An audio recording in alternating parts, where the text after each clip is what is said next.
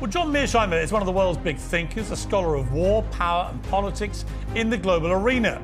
He's an essential and influential voice of clarity in a pretty chaotic world. But he's controversial too, blaming the West for Putin's invasion of Ukraine and arguing that Hamas is not an existential threat to Israel. It was NATO expansion that forced Putin to launch a preventive war. I mean, it is if you take your interpretation of Putin's motivation. There is no evidence to support your view. How many more things does he have to do before the blinkers come off a bit? The truth is, I don't think it matters anyway. In fact, I would argue Ukraine has already lost. You've been criticized for this. You're Putin's useful idiot. But I think most of what Putin said was genuine. I think when I heard him tell that cock and bull story, I thought, I don't believe a word this guy says. And I'm surprised somebody as eminent as you does. As you said, Israel is committing genocide with genocidal intent. You want to be very careful here. One-on-one, Professor John Mearsheimer, Uncensored. Professor, great to have you on Uncensored. I'm pleased to be here. Just explain to me the state of the world right now. How worried should we be? Well, I think we should be very worried. There are three main areas of the world to be concerned about. The two most obvious areas are, one, the Middle East, where we have this raging war between the Israelis and the Palestinians in Gaza that threatens to escalate. Furthermore, we have an ongoing war in Ukraine involving Ukraine and Russia that could possibly bring the Western powers in and present us with a great power war. And then third, an area that one could argue is the most dangerous area in the world, especially from the American point of view, is East Asia, where you have an intense competition set in between the United States and China. So we have three big regions of the world where there is a lot of trouble or a lot of potential for trouble. I want to ask you about two of your positions, and correct me if they're not your positions, but I think I'm right in saying that you draw a distinction between the merits of Russia's invasion of Ukraine as opposed to China's potential invasion and takeover of Taiwan.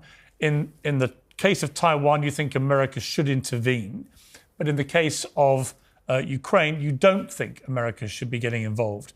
What is the ideological difference here for those who are watching from the sidelines and thinking, well, hang on, aren't they pretty similar scenarios?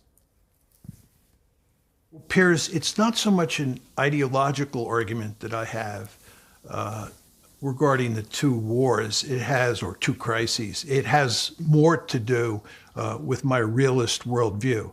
I think in the case of Ukraine, it was NATO expansion eastward and the attempt to make Ukraine a Western bulwark on Russia's borders that forced Putin to launch a preventive war in February of 2022. I don't think that Putin was an imperialist and was bent on conquering all of Ukraine and then going into Eastern Europe. I think he was reacting mainly to NATO expansion.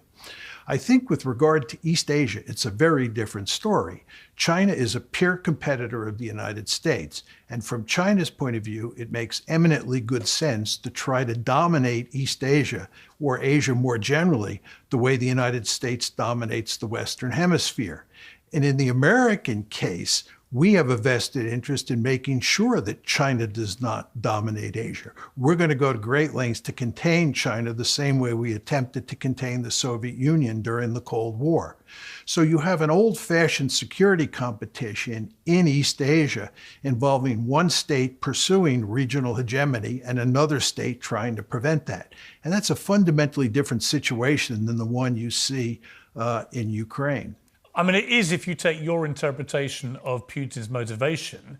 I would take issue with that because I think Putin is a former KGB guy who never thought the Soviet Union should be broken up. He would love to restore it as much as he could.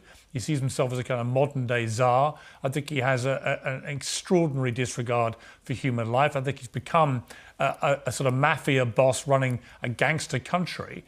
And I think he just took his opportunity to illegally invade a sovereign democratic country, whether he likes it or not. That's what Ukraine is.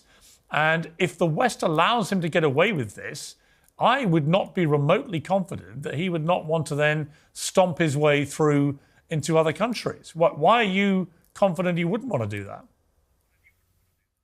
Well, you raise a lot of different issues, and let's first go to the whole subject of what his motivation was for invading Ukraine. My argument, as I said, was that he was prompted by NATO expansion, and this was a preventive war to stop Ukraine from joining NATO. Your argument is that he's basically an imperialist, that he's bent on conquering all of Ukraine, and then when he's finished conquering Ukraine, what he's going to do is move into Eastern Europe, and he's going to, if not restore something that looks like the Soviet Union, he's going to create a greater Russia coupled to a Russian empire. I think that's your view, which is, of course, fundamentally different than mine. My argument is that there is no evidence to support your view. I do not think you can point to anything that Putin said or anything that Putin wrote that indicated that he was interested in conquering all of Ukraine. But why would you believe or him? that he was interested... With respect, though, Professor, why would you believe Vladimir Putin if he told you what the weather was? I mean, the guy is a serial liar. I judge people by their actions. All I'm seeing is a Russian dictator illegally invading a sovereign democratic country and seizing large chunks of it, causing absolute mayhem. And I see, to my surprise, a lot of American commentators, particularly on the conservative side, who seem fairly relaxed about letting Putin keep the land he's stolen. And that would never have happened in conservative circles 30 years ago. I'm kind of mystified why you would allow Putin to win. Well, allowing Putin to win, let's just put that aside for a second. The point is that I think there is no evidence to support your view that he was an imperialist. I don't think you or anyone else can point to evidence that he said he was interested in making Ukraine part of a greater Russia. Well, he's on the record as saying that he's interested in... Well, hang on. He's on the record as saying he thinks the breakup of the Soviet Union was a mistake. Right. And he says that anybody who is interested in trying to recreate the Soviet Union doesn't have a brain in their head. He's made it perfectly clear that he's not trying to recreate the Soviet Union, even though he readily admits that he misses it. Well, he invaded Georgia. He seized Crimea. He's now invaded Ukraine. How many more things does he have to do before the blinkers come off a bit, if you don't mind me being so impertinent? No, but the question is, Piers, why did he invade Georgia, right? Why is he at war with Ukraine? And it all goes back to the April 2008 NATO summit in Bucharest, where NATO said that both Georgia and Ukraine would become a part of NATO. And unsurprisingly, a few months later, in August of 2008, the Georgia-Russia war broke out, and it was over this very issue. And in 2014, a major crisis broke out over Ukraine, and it was over this issue of NATO expansion and the efforts to make Ukraine a Western bulwark on Russia's borders.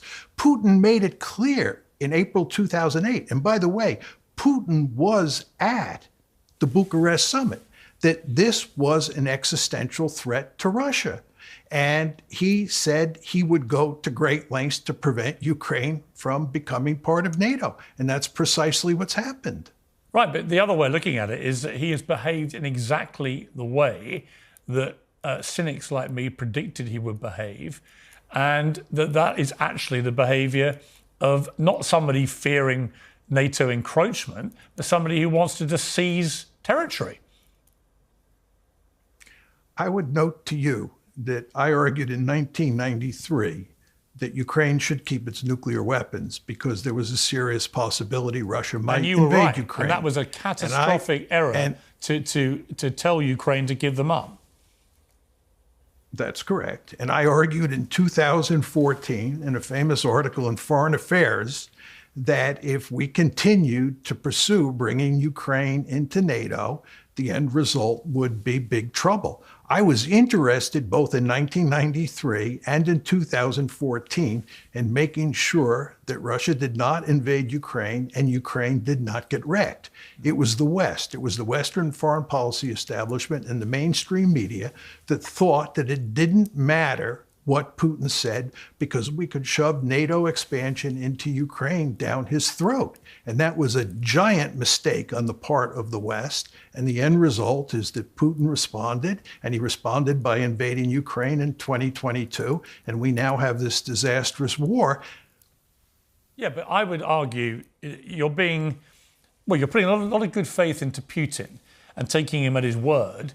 I would argue that what Putin has done in the last few years illustrates exactly why it was the correct decision to try and move countries like Ukraine into NATO, because they were always going to get attacked and invaded by Putin if he thought he could get away with it. And what concerns me now is I think he is going to get away with it, because I can see the American support, which is so absolutely crucial to Ukraine being able to hold Russia off or even to prevail, is disappearing, because the conservative right in America is putting huge pressure to stop any funding going to Ukraine, which again I think is a real sea change in the conservative right's view of people like Vladimir Putin.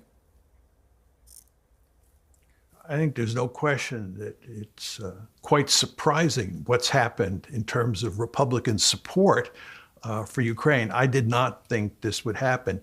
But the truth is, I don't think it matters anyway. I think that whether or not we had Western support, whether or not we gave Ukraine the $60 billion wouldn't matter. And in the end, Ukraine would lose. In fact, I would argue Ukraine has already lost. And the argument I would make is Ukraine has now lost 20+% of its territory.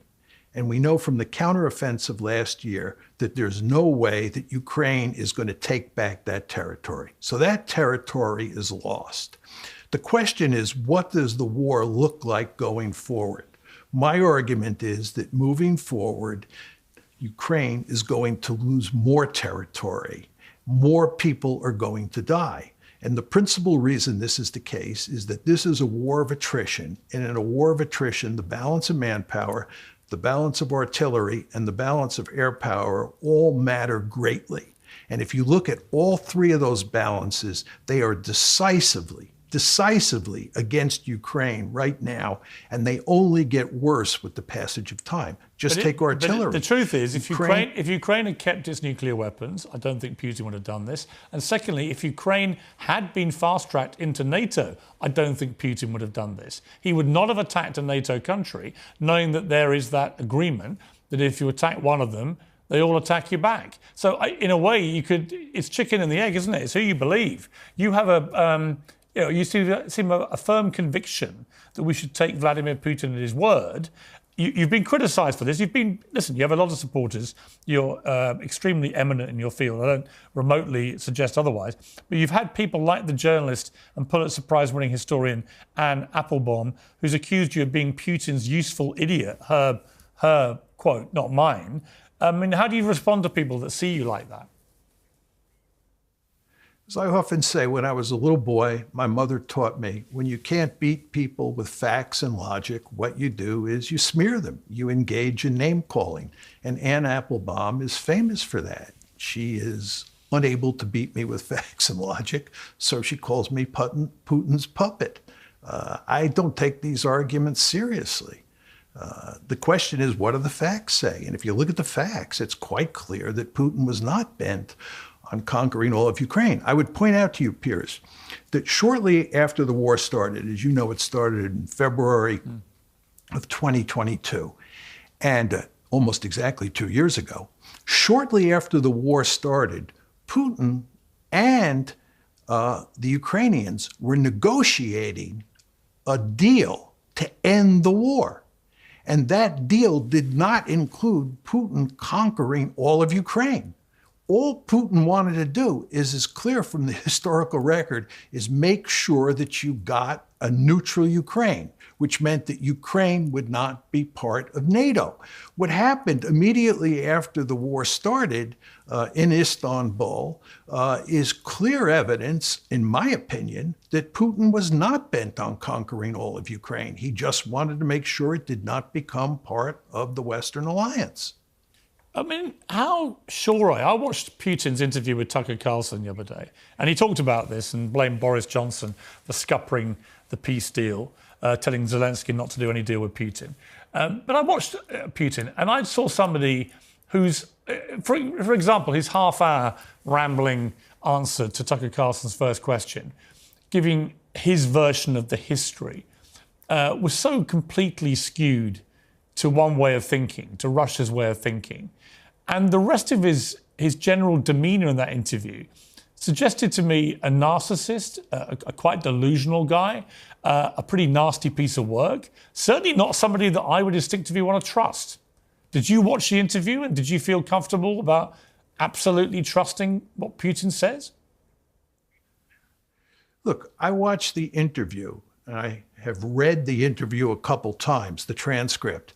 I don't absolutely trust anybody, and I fully understand that all of the players in this conflict, just like all the players in the conflict in the Middle East, have a vested interest in skewing the truth when it suits their interests.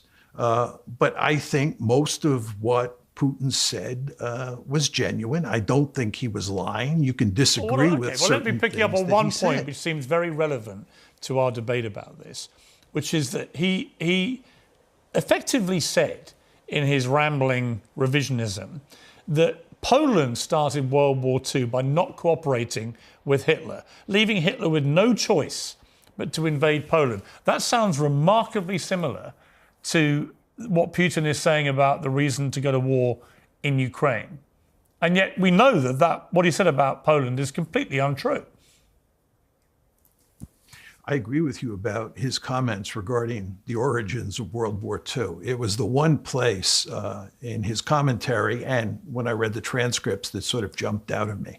I think his explanation of how Poland effectively caused World War II. Well, it was complete nonsense, and it was designed to protect the dictator, in that case Adolf Hitler, from legitimate criticism of illegally invading Poland. Putin in his head just flipped it round and said, no. It was all Poland's fault because they didn't cooperate with Hitler. Just as he says now, it's all Ukraine's fault because they didn't do what I wanted them to do. And I see a parallel there which is not conducive to me taking Putin at his word. Look, I don't want to get into the business of comparing Putin to Hitler, and I completely agree with you that Putin misrepresented the origins of World War II in Europe, so there's no dispute there. But going back to Ukraine, which is the issue on the table, there's no question that he insisted that Ukraine not become a part of NATO. He viewed that as an existential threat, as did all his lieutenants. It's just a Russian version of the Monroe Doctrine. Here in the United States, we do not allow distant great powers to come into our backyard. And Putin was making a similar argument. And we decided that we could shove NATO expansion down his throat, and we failed. It's a pretty straightforward story, in my opinion. Well, of course, if we'd succeeded faster in bringing Ukraine into NATO, then we would have stopped Putin attacking Ukraine because they would have been part of NATO. In the same way that if we hadn't taken the nuclear weapons away or persuaded them to give them up, I think he wouldn't have done it either. I think you're right that if Ukraine had been in NATO, that Putin would not have attacked NATO. Right. So it seems to me the real failure was we didn't do it fast enough. NATO. Well, we didn't do it fast enough to justify Ukraine's membership because Putin managed to attack them before they became a member. And they're becoming a member precisely to stop him attacking them. And you agree that if they were a member of NATO, he wouldn't have attacked them. So, again, it comes back to chicken and the egg.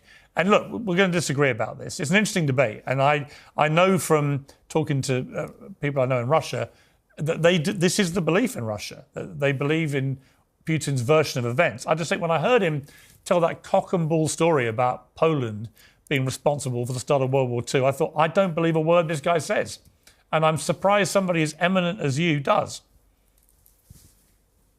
You know, I would point out to you that Jens Stoltenberg, who is the head of NATO, reiterated my argument this past Saturday in Kyiv, and he has made my argument eloquently before. Stoltenberg, again, who is the head of NATO, argues that the war was largely a result of NATO expansion and that Putin was bent on preventing Ukraine from joining NATO. So you want to understand that there are important people in the foreign policy establishment out there who agree with my line of argument. Well, I also understand that Hungary, only today, the parliament in Hungary has approved Sweden's bid to join NATO. That's the last hurdle for them to become a 32nd member. Finland also, of course, is heading that way. So NATO is expanding, whether Vladimir Putin likes it or not. And the reason these countries want to be in NATO is precisely to protect themselves from Vladimir Putin or his ilk attacking them.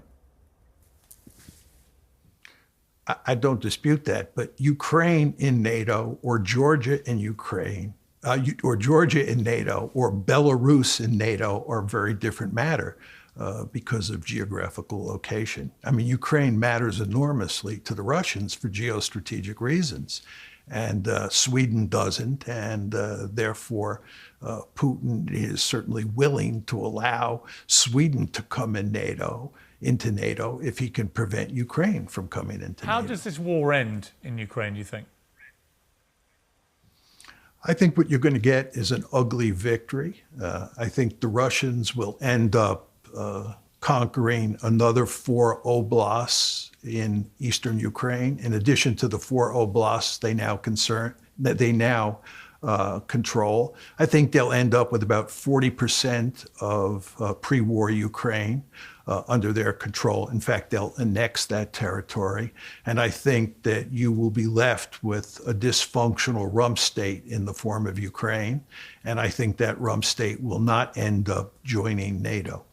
Do you accept that if Putin is allowed to achieve that, taking 40% of this sovereign democratic country, as I keep saying, that will likely speed up China, a big ally of Russia, will likely speed up China's inclination to take Taiwan, which you wouldn't even have to do with an invasion. They could just surround Taiwan and take it that way. But do you accept that the consequence of allowing Vladimir Putin to be seen to be successful is it's likely to encourage China sooner rather than later to take Taiwan? No, I don't think what happens in Ukraine will have much effect on Chinese behavior in East Asia, to include Taiwan, the South China Sea, and the East China Sea. But just to stick to Taiwan, I think the Chinese understand full well that we will defend Taiwan. They're not going to take Taiwan back. I think we've made it clear to them that Taiwan is of great strategic importance to the United States, and we will fight and die to keep Taiwan on our side of the ledger. President Biden has said this 4 separate times, I would note, and I have talked to Chinese policymakers and Chinese scholars over time who all fully understand that the United States would defend Taiwan. And I think it's so important to us strategically not to let China take Taiwan that the Chinese have no doubts about the fact that we would respond regardless of what happens in Ukraine. Are you comfortable and confident that Donald Trump would share that view? I'm confident that Donald Trump would share that view. I mean, first of all, the Republican Party is filled with China hawks. There's no question, as you pointed out earlier in the show, that the Republican Party, or large chunks of the Republican Party, have lost interest in supporting Ukraine. Yeah. But some of those people argue that supporting Ukraine is a bad idea because we're taking our eye off the real threat, which is China. So I think the Republican Party in general is primed to defend Taiwan. And I think most of Trump's advisors, who I know, who deal with the China threat, are fully committed to defending Taiwan. So I would think that if President Trump, or if we get another term with President Trump, that he would defend Taiwan. The problem I see it is, if you're China, if you're President Xi, you've seen America pull out of Afghanistan overnight in the most appalling, catastrophic manner, which had immediate, terrible consequences, not least for millions of Afghanistan's women who were sent straight back to the medieval dark ages with the Taliban, but also the betrayal of so many people that worked alongside American and British forces in Afghanistan who were left behind, and the people who died on that terrible day. They've seen that happen. They've seen that the conservative right in America increasingly has no stomach for a prolonged fight in Ukraine, even though it's only been going 2 years, which in terms of wars, historically, is not that long a time, that they've already lost their resolve to continue helping Ukraine beat Putin there. And I'm not sure that Xi wouldn't conclude, as I would if I were him, that actually America wouldn't go to war if they took Taiwan, that they would threaten to, but that they wouldn't actually want to have a true World War III over Taiwan. When I was young, I was in the American military from 1965 to 1975, which was coterminous with the Vietnam War.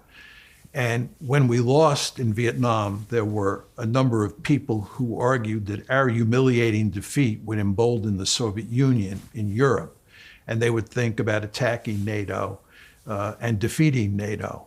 That did not happen, and all the evidence is that the Soviets understood that Vietnam was not of great strategic importance to the United States, but Western Europe was of enormous strategic importance to the United States, and we would fight and die to defend Western Europe.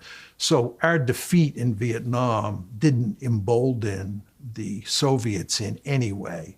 And I think the same logic applies here. We fought for 20 years in Afghanistan. We realized finally that we couldn't win, and we got out.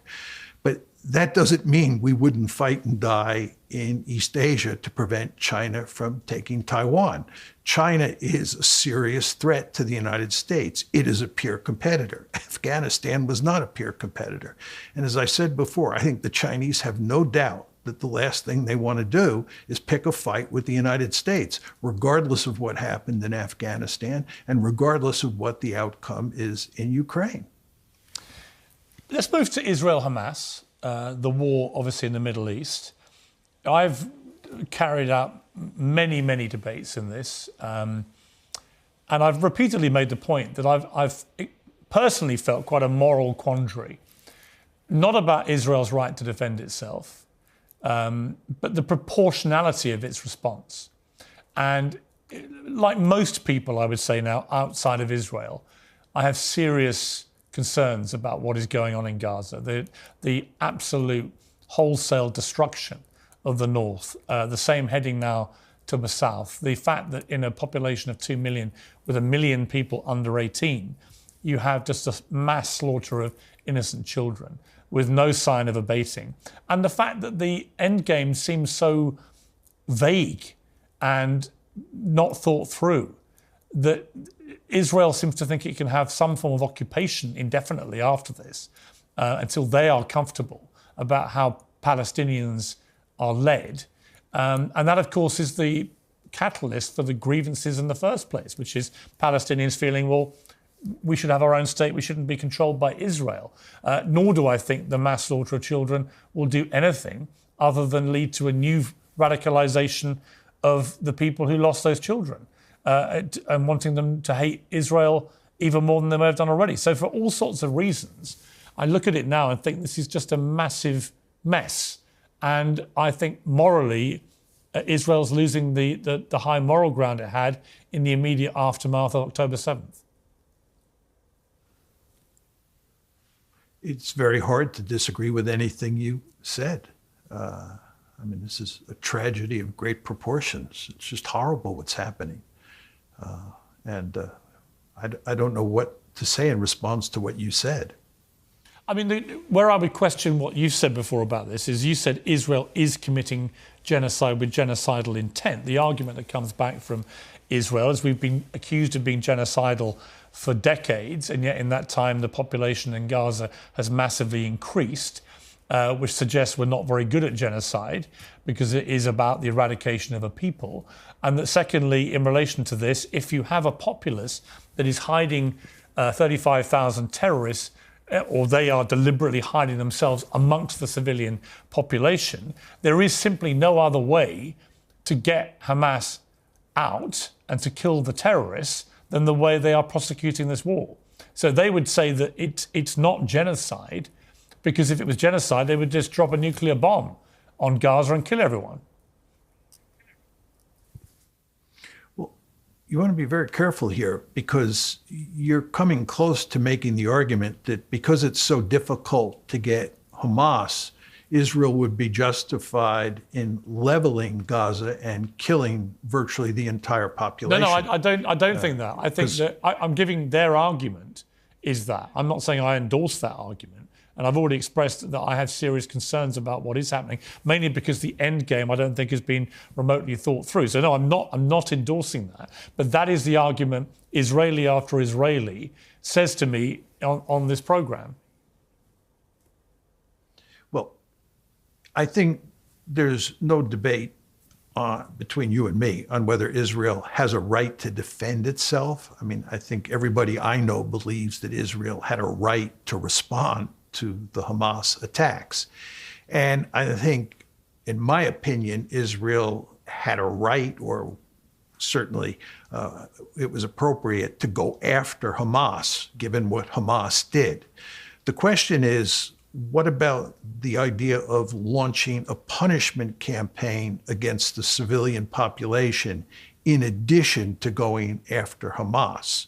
What the Israelis are doing is they are inflicting massive damage on the civilian population. They've killed huge numbers of civilians.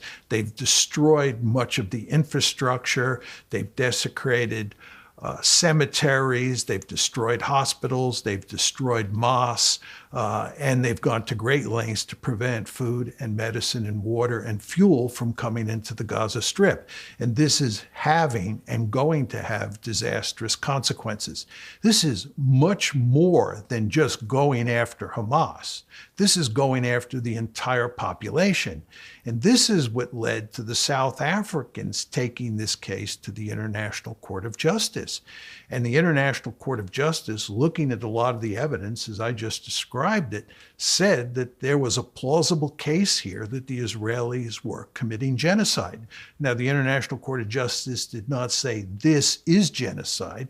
They said there is enough evidence to support the argument that genocide might be taking place here.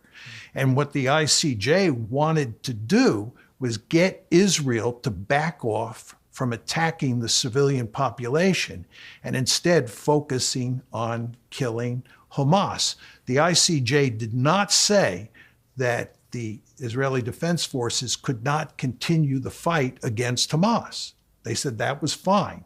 But what the ICJ said the Israelis should stop doing is threatening and killing the civilian population. But how, just to come back to the point I made earlier, how does Israel get rid of Hamas and kill the terrorists who were behind what happened on October the 7th, the worst attack on Jewish people since the Holocaust? How do they do that if Hamas is embedded, as we can see from all the tunnels that have been unraveled and so on, all near hospitals and schools and all the places Israel has always said they were putting tunnels? How do you attack an enemy like that without a lot of collateral damage? And how do you distinguish their defence of the way they're doing it from the defence that, say, we the British had in World War II when we killed a lot of German civilians in trying to defeat the Nazis? Well, look, the fact is that the Israelis cannot defeat Hamas unless they either ethnically cleanse Gaza, in other words, drive all the Palestinians out, or kill all the Palestinians. They're not going to defeat Gaza. They're not going to defeat Hamas. And if they do defeat Hamas, another group will rise up to replace Hamas. So they are between a rock and a hard place. Benjamin Netanyahu can talk about winning a total victory and destroying Hamas and demilitarizing and de-radicalizing the Gaza Strip, but that's simply not going to happen. Well, on that I totally agree with you. Full-scale ethnic cleansing. That's what I mean about the plan for what they see as the post-victory plan. I think is for the birds. I just don't think it has any bearing on the reality of what is likely to happen. I mean, you've called Hamas a resistance group, and you said they don't represent an existential threat to Israel. Now, on that point, I would take issue with you because they've come out since October the 7th, Hamas. Their official spokesman is on the record as saying that they will try and do this again and again and again. That does represent an existential threat to Israel? Look, there's no question that Hamas would like to make Israel disappear from the map and to replace it with a Palestinian state. When you look at what's called Greater Israel today, what the Israeli Jews want is that they want that Greater Israel to be a Jewish state. Hamas wants it to be a Palestinian state. So there's no question that Hamas, in theory, is an existential threat to Israel. But Hamas does not have the military capability to threaten Israel in a serious way. What did it have, about 30,000 fighters in total on October 7th? And not all of those went into Israel proper. But 30,000 Hamas fighters is not an existential threat to Israel. Israel has one of the most powerful conventional forces on the planet. It has nuclear weapons. Hamas is just not that serious a threat. What happened on October 7th is that the Israelis foolishly let their guard down. They didn't pay attention to serious indicators that Hamas was preparing to attack, and their defensive capabilities were remarkably weak, and they were remarkably unprepared for what happened on October 7th. They got caught with their pants down, much as they did in 1973 when the Egyptians crossed the Suez Canal. But again, this is not an existential threat to Israel. Well, it could be if you add Iran to the mix. And a lot of people believe that because of the Abraham Accords and because of countries like Saudi Arabia looking to get into bed politically with Israel and so on, that Iran did see this as an existential threat to their control in the region or otherwise. And if you add Iran to the mix, backing Hamas, backing Hezbollah, it could represent collectively an existential threat to Israel. And they certainly feel that. And they certainly feel that that is something they've got to take very seriously. There's no question that Israel has a variety of adversaries on its borders. It has Hezbollah in the north and Hamas in the south. There's no question about that. And it has all sorts of problems on the West Bank. I don't deny that. But if you take those various threats together and you throw in the Iranians, you still do not have an existential threat. How does Iran threaten Israel? Explain to me what military capabilities Iran has that can be used against Israel. Well, nobody thought that Hamas could carry out what they carried out on October the 7th. Many people think that they were given the training and the equipment by Iran. If you were to massively increase that training and military capability, which Iran has the ability to do, in arming Hamas, in arming Hezbollah in Lebanon and so on, if Iran was to really step that up, then surely that could represent a massive threat to Israel. There's no way that Iran can do that. There's no way Iran can help Hamas create mechanized infantry brigades or armored brigades and give them the firepower and air power to destroy Israel or seriously threaten it or present an existential threat, whatever rhetoric you want to use. It's just not going to happen. Well, but with respect, Professor, nobody thought that Hamas could carry out what they did on October the 7th, least of all Benjamin Netanyahu and his government, who were completely caught unawares, despite boasting of having the best security and the best intelligence of any country in the world. That clearly was not the case. People literally paraglided in and attacked people at a concert. I don't dispute that for 1 second, but to present Israel with an existential threat, you would need a massive increase in the military capabilities of Hamas.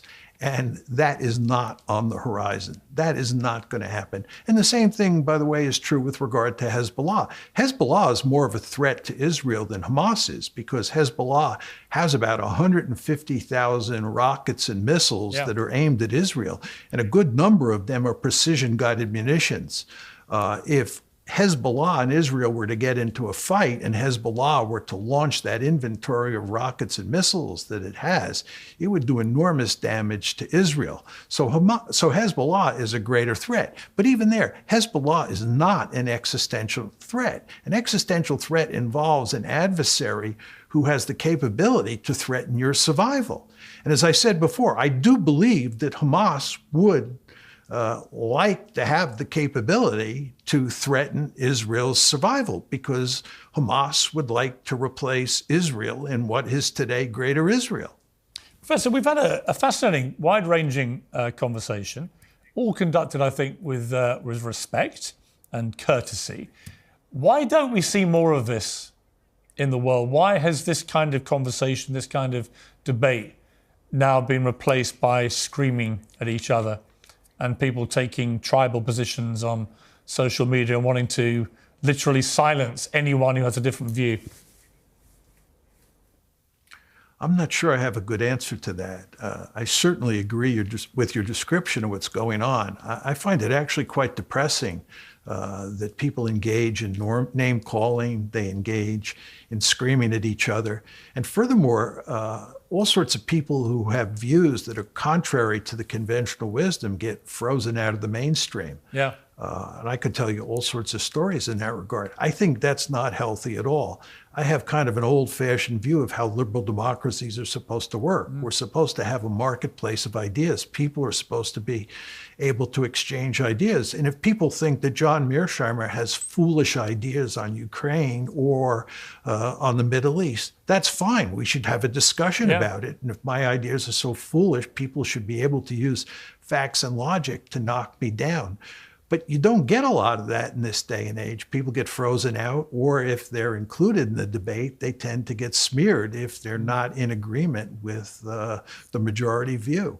It is extraordinary, isn't it, that in democracies like the US, the UK, and many others, you're seeing people who identify as liberals actually behaving like the fascists that they profess to hate most.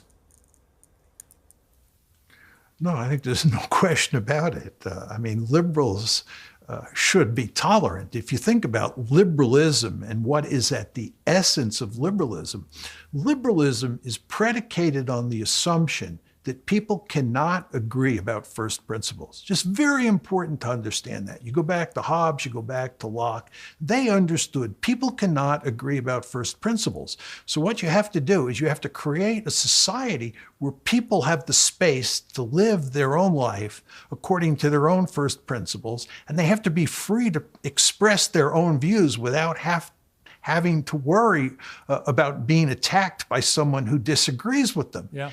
And very importantly, sitting underneath that liberal enterprise has to be the norm of tolerance. If you and I disagree, I have to tolerate the fact that you have a particular view, and you have to tolerate the fact that I have a different view. Absolutely. This is what keeps us all together and makes the society work. And actually, it's how you lots work of out, liberals. Yeah, it's how you work out problems in societies, right? I mean, you debate it vigorously, and then you reach points of agreement and consensus. And you don't feel like under threat by doing that, or that somehow you're diminishing yourself. You feel that for the greater good, this is progress, that you come together, you debate, you argue, and out of it comes a better solution.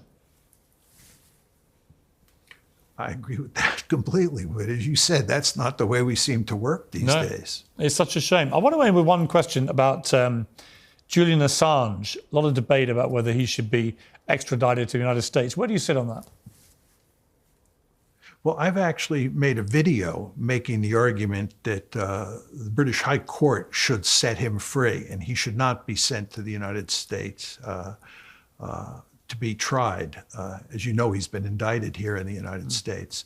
My view is that Julian Assange is effectively a journalist. He's not an insider who leaked information.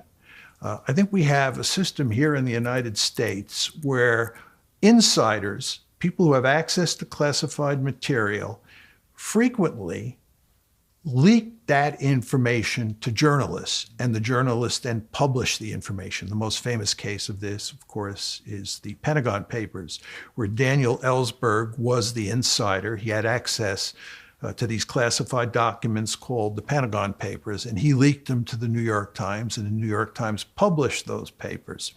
What we have with Julian Assange is that there was an insider, Chelsea Manning, who had a clearance and who had access to classified material, and Chelsea Manning leaked that information to Julian Assange, and Julian Assange published it on WikiLeaks. Now, I think in this case, it was Chelsea Manning who was the equivalent of Daniel Ellsberg. Daniel Ellsberg is not the equivalent, or Julian Assange is not the equivalent of Daniel Ellsberg, because it was Manning who was the leaker, like Dan Ellsberg, right? And I think Assange was like the New York Times, and he published these documents. And I think that journalists should be free to do that, because I think it's very important in a liberal democracy like the United States, or a liberal democracy like Britain, where the government sometimes, not all the time, but sometimes pursues foolish or reckless policies, that we have mechanisms that allow information to get out to show that the government is pursuing these foolish policies, so that the public can push back. And I think that, of course, happened in the case of the Pentagon Papers. And I think that Assange, in a very important way, has performed the public service by putting these documents into the public domain that show that the American government behaved foolishly or recklessly on a number of occasions. And that gave us, the public, an opportunity to push back. I think this is a healthy situation. And I think you always want to keep in mind that the government, or the state, in a democracy as well as a non-democracy, has a deep-seated interest in keeping information from the public. Yeah. And this is sometimes necessary, but not always good. Well, as you say about the definition of news, it's something that someone somewhere doesn't want published. And I think I completely concur with your assessment. Final question, and you're only allowed a one-word answer. Would the world be a safer place if Biden or Trump wins in November? One-word answer. I don't know.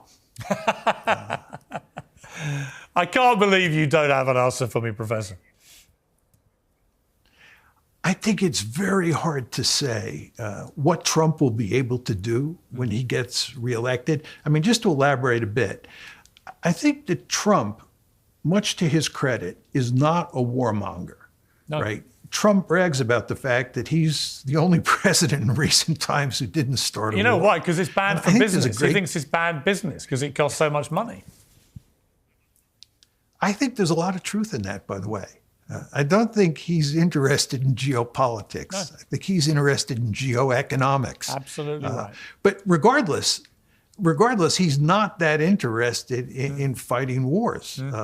And he represents the dovish side of the Republican Party, and he is certainly outside the mainstream in the United States in terms of his foreign policy views. But on the other hand, he may be a prisoner of the blob or the foreign policy establishment, and he may be forced to act in very hawkish ways. With regard to Biden, one could argue that Biden has been badly burned by his hawkish policies. He is in deep trouble in the Middle East. It's threatening his chances of getting reelected. He's in deep trouble in Ukraine because the Ukrainians are on their heels. And if he has trouble in East Asia with the Chinese over Taiwan or over the South China Seas, that will be even worse news for him. So one could argue that moving forward, Biden will be much more cautious. I'm not saying that's true. It's very hard to predict the future when it comes to thinking about how Trump and Biden would behave. But you can make a case that Trump will be quite dovish, although maybe not. And you can make a case going in the same direction for Joe Biden. And I just don't feel comfortable telling you that either Trump or Biden will do more for world peace than the other. Professor John Mearsheimer, what a pleasure to talk to you at last. I've really enjoyed our conversation. I hope you come back again. Thank you very much, and I look forward to coming back. Thank you very much.